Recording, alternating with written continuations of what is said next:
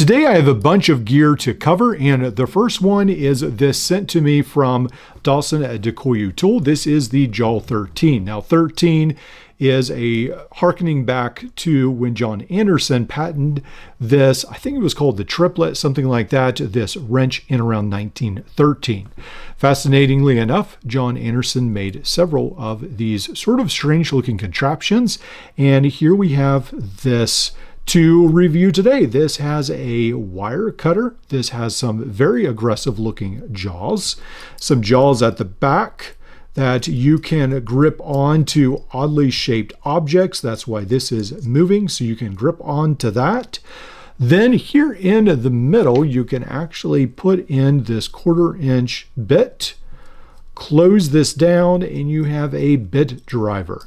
Now Dawson is working on also one that is a spinner, a fidget spinner. If that is something you'd be interested in, that is coming up also. Now Metmo, a UK-based company, made this version, something very similar to this, for $150. So Dakoyu Tools is now making their own version for around $50 that you can buy it on his website. Let's take a look at this card. I hope the camera will focus enough. It talks about the 420 steel, 416 steel right there, 416 grip points for round objects at the end for flat jaw teeth. Call this a bottle opener, opening with at the end 17 millimeters. It's 20 millimeters here.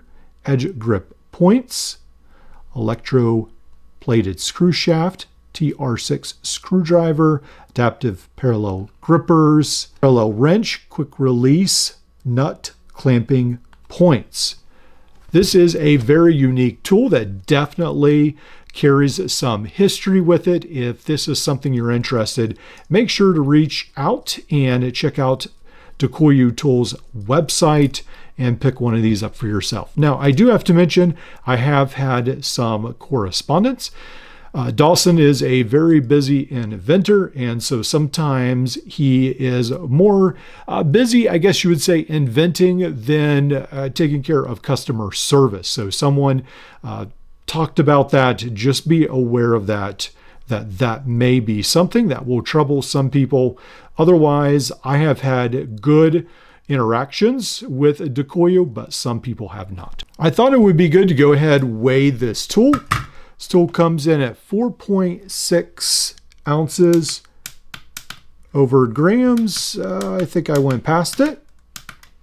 128 grams.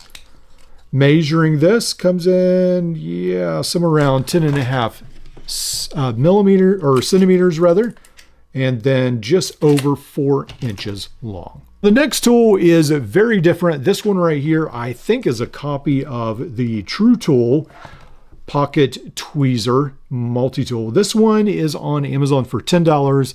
I thought I would go ahead and pick it up, just check it out. This includes the knife, nothing is locking. Then it has this like SD card extractor. I think it's called something else, but I forget right now. The screwdriver, I think it's supposed to be like a little rope cutter or a package opener, bottle opener, all these tools, and then the tweezers. Now, these tweezers, ow. Yeah, so I guess they do work, but for $10, I have to say, I think this is sort of cheap, chintzy. I'm not a huge fan of it. I think there are definitely better tools to buy for $10. A little while ago in the mail, I got Wuben X5, and then just recently they released this flashlight. This is a very unique flashlight in that it is very slim, but it is a fairly long light. Take a look at that fairly large pocket clip, a lot larger than some of the other ones we see on lights. On the end, you can lock and unlock this battery compartment, and then when you open this up, it does have one of their proprietary batteries, but you can use AAAs in there if for some reason you don't like that battery or it would go bad or something like that. Now on the side, you can see there's a charging indicator. Then the lanyard for this is actually the charging cable, but I've already taken that lanyard and used it somewhere else, so I don't have it with me at the moment. This is a front look at the flashlight, very slimline, pretty neat. After looking around further, I did find the lanyard that doubles as the charging cable. This fits in here like so. I do like that this is almost like aluminum metal on the outside. When we look at the back, there are two buttons. One will be for the laser, and then the other will be for the flashlight. Now let's go ahead, turn this on the regular flashlight mode, and then you can cycle through these settings. Pretty nice, the laser and then the flashlight, but there's a little bit more up this flashlight sleeve. Now, when we look on the side, see that there is the lock button, there is a flashlight button, and then there is the UV button. Now, I think probably the easiest way to show this UV is you can use this on a watch, and for instance, right there, you can sort of power the glow in the dark. Pretty neat. Obviously, we can turn the lights on and see all the scary stuff that the light shows in the dark, but let's not do that at the moment. All right, let's go back to the flashlight mode. Now the flashlight is on the eco mode. This is 1 lumen. It is good for 200 hours.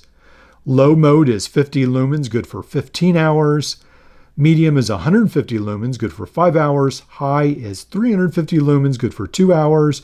And turbo is 1300 lumens, good for 1 minute to 1.5 hours. Now, when you have the flashlight on, you can double click it for strobe and then double click it to return to your settings. Now, you may have noticed that when I review some of these flashlights, I do have the instructions very close by because flashlights have become almost like a car, trying to figure out a brand new car. They've become a little complicated. It is pretty cool, all the stuff that Wuben is adding on their lights. I do really like the UV. I like how slim it is. Let's go ahead, weigh it, and then measure this. Turn the scale on. All right, comes in 128 grams. Moving this over, it comes in at 4.6 ounces. Now it's too long for that, so let's bring out this. It's just about 5.25 inches or about 13.5 centimeters. Now, right now on Wuben's website, the X5 is on sale for $79. They have that it is normally $99, so that is the current price. Now, I mentioned before in, I believe, a short video a couple days ago that my work pouch that I had a toolkit in had died on me. So I had to go ahead, get some duct tape, try to reinforce this and fix it. But what happened is the sides had actually pulled away, leaving an exposed opening where some of my small bits, like 1/4-inch bits and stuff, could potentially, or even my ratchets, 711L ratchets, could potentially have fallen out, and I hate to lose tools. So at your suggestion, I actually did buy this DIO pouch. This one comes in around $10, and this actually is a really nice pouch, but I think I got one too large. There are two sizes, and I got the larger one, so I plan to reorder, or not reorder, but order a smaller one, but this is so nice, I think I'll keep it. And for $10, this is just, it feels like some of the best quality pouch that I've gotten in a long time. So definitely a fan of this, but I do want to get the smaller version. In the meantime, I do plan to use this pouch for my new work pouch. This is the DOTACTY. Not sure, some of these names are a little different, but that's what it is. It looks like it has some laser cut moly etching, and then the Velcro. It does have these two belt loops in the back and then this handle. So on the inside, I've got a Band-Aid stored away. We'll put that down there. Then I've got the pipe vise plier driver. I've actually been enjoying using that at work. It's working better than I expected. So I'll give you guys an update on that maybe in a couple weeks or months. Also got this miniature wrench, tweezers, 711L, and then of course my Kleins. These are really nice. And then my cut down Klein wire stripper. Those are all included. And then for a multi-tool, I'm actually using the Leatherman Bond at the moment since I'm using that plier driver and the Wuben Light.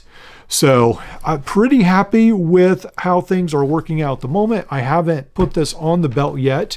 Just got this tonight reorganized, but we'll test this out. In the meantime, I do plan to buy the smaller version of this one right here. So I'll let you guys know how all this works out.